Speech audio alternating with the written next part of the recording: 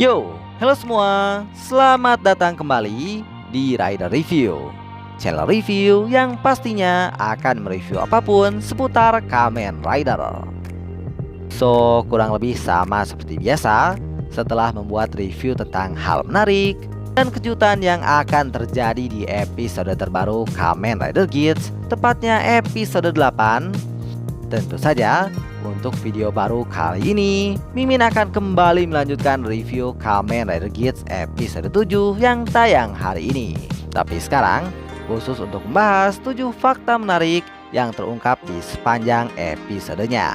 Karena ya, selain aksi dari debut Geats Ninja Form yang keren parah sekaligus spektakuler, secara keseluruhan, episode kali ini benar-benar sangat intens sekali dengan banyaknya informasi yang terungkap dan kenyataan bahwa di episodenya dunia sedang dalam ancaman skala besar dan keempat rider yang tersisa harus bertarung menghadapi sang last boss kenaik Yamato yang punya kekuatan luar biasa.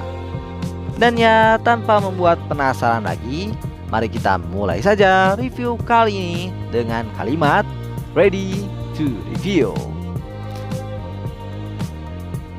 Pertama, flashback S dan kenyataan tentang orang yang dicarinya. Jika minasan melihat kembali episode ketiga dari Kamen Rider Geats, di situ ada sebuah scene yang sangat menarik sekaligus misterius, di mana S diperlihatkan berbicara sendiri sambil memegang koin dan mengungkapkan keteguhan hatinya untuk mencari seorang dengan mengatakan kalimat kurang lebih seperti berikut. Ada di sini, dan aku pasti akan menemukanmu walau kau tidak menyadarinya. Dan setelah menjadi misteri yang sangat membuat penasaran tentang siapakah sosok yang dicari S dengan sepenuh hati tersebut, akhirnya di episode 7 misteri ini secara mengejutkan terungkap dengan jelas. Karena ternyata orang yang dicari S tersebut diungkap adalah ibunya sendiri. Well, sejak mendengar perkataan S di episode 3, Mimin sebenarnya sudah punya firasat kalau yang dicari S ini adalah orang terdekatnya yang hilang. Tapi tetap saja, karena yang dicari S ini ternyata spesifik ke sang ibu, menurut Mimin ini kejutan yang sangat tidak terduga. By the way, secara keseluruhan, sosok ibu S ini masih sangat misterius, terutama tentang penampilan dan di mana keberadaannya sekarang. Hanya saja, dari flashback S sendiri, terungkap fakta menarik dan menyedihkan bahwa koin yang selalu dipegang S adalah pemberian dari sang ibu, dan kalimat terakhir sang ibu untuk S sebelum dia pergi ke sebuah bangunan seperti benteng adalah supaya dia melupakan segala tentang sang ibu agar hidup bahagia. Kedua, update tentang rencana kabur dari rumahnya Neon-chan. Ya, mungkin ini bukan fakta mencengangkan dan mengejutkan seperti di list satu tadi, tapi menurut Mimin ini tetap sangat menarik untuk dibahas.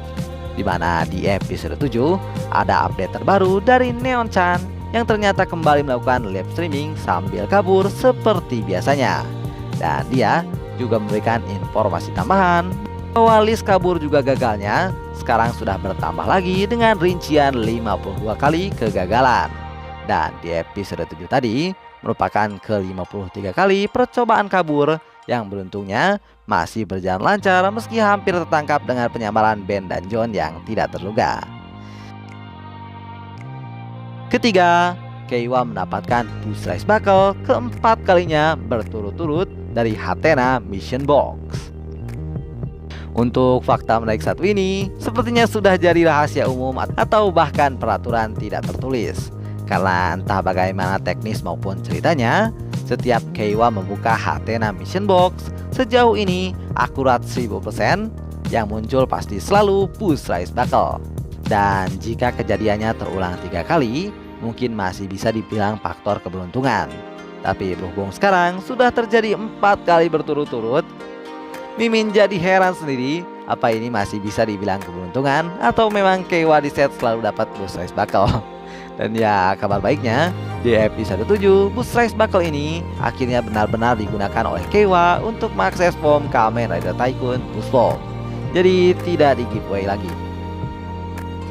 Keempat, aturan DGP terbaru diungkap.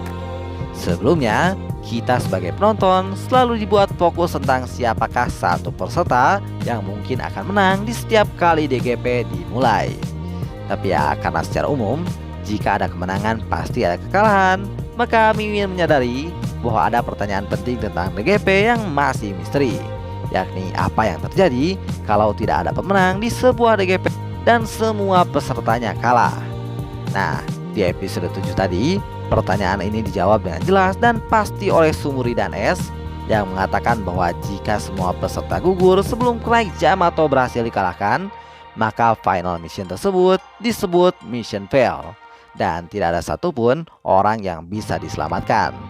Jadi ya, bisa dibilang ini merupakan bad endingnya DGP yang harus dihindari. Kelima, debut Kamen Rider Tycoon Boost Form. Yap, di episode 7, Kamen Rider Tycoon Boost Form akhirnya debut juga setelah sekian lama ditunggu-tunggu kehadirannya. Dan baik dari segi henshin maupun debutnya sendiri, menurut Mimin, Keiwa sepenuhnya sangat keren sekali dengan aksinya menggunakan boost form untuk mengecoh sekaligus menghindari Knight Yamato meski memang berlangsung singkat.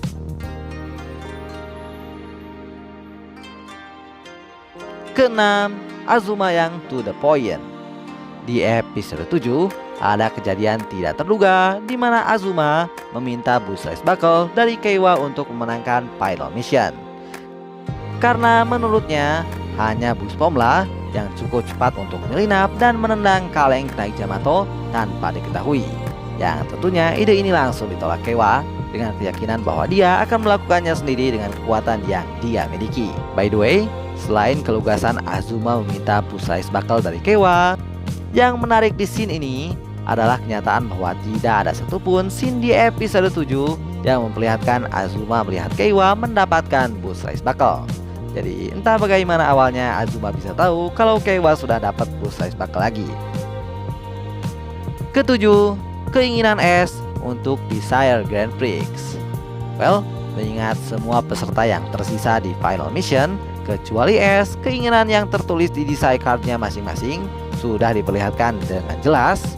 Di episode 7, rasa penasaran kita tentang keinginan Es sedikit terjawab, di mana ketika Azuma menanyakan apa sebenarnya keinginan yang ditulis Es di design card, Es menjawab dengan santai bahwa satu hal yang pasti, keinginannya bukan kedamaian ataupun cinta dan tentu saja bukan memusnahkan semua Kamen Rider.